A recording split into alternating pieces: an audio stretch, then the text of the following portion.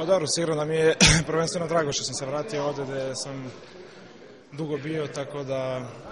kažem, već malo pre bio sam ovde kad se gradio ovaj hotel i evo sad kad su se uselili i došli sam da vidim kakav je. Nema, sigurno to je čast, sigurno meni i svakom igraču da se u bilo kom momentu bori za državni grb, tako da sam ja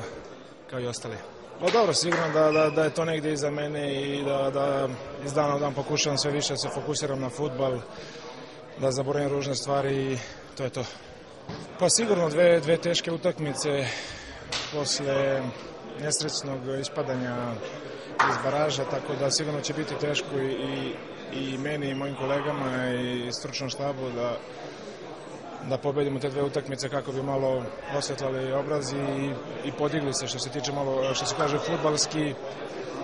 Ali opet, kažem, na muci se poznaju junaci, tako da smo spremni na to putovanje i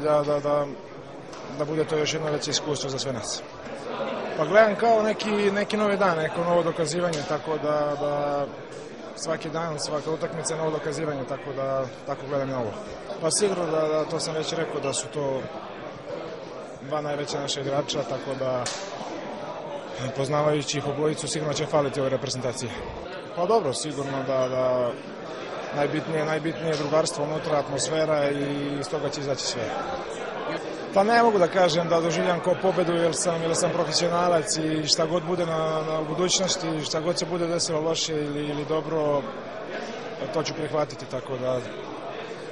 nije bilo nikakvih problema ni do sad, kao što ste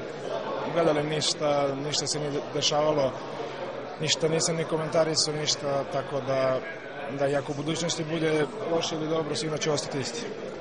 Pa dobro, mislim da to je daleko, imaju dve utakmice, sad čekamo da vidimo kako ćemo tamo da igramo, kako ćemo da prođemo, kako ću ja da budem kolege i onda možemo